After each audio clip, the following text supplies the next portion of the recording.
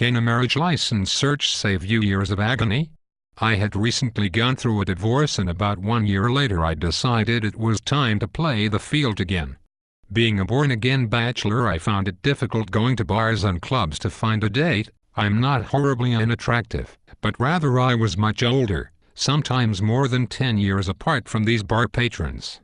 I then had a few of my co-workers set me up on a few blind dates. I was able to find a lot of things in common with one blind date, but the outcome was almost disastrous had it not been for a marriage license search. Let me elaborate. A wonder co-worker of mine set me up with a fellow churchgoer at her congregation. We hit it off right away, which was weird to me because all the other blind dates I had gone on were borderline horror stories.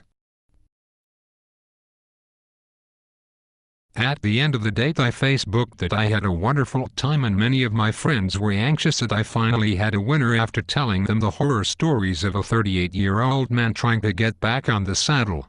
One friend, however, was giving me the good suspicious eye and asked how she was just the perfect date. I should maybe look into her a bit more. She suggested I do a marriage license search on her just to make sure that her claim of never having been married at 36 years of age to be true. Sure enough, I took her advice and started up the good old Google and went to work.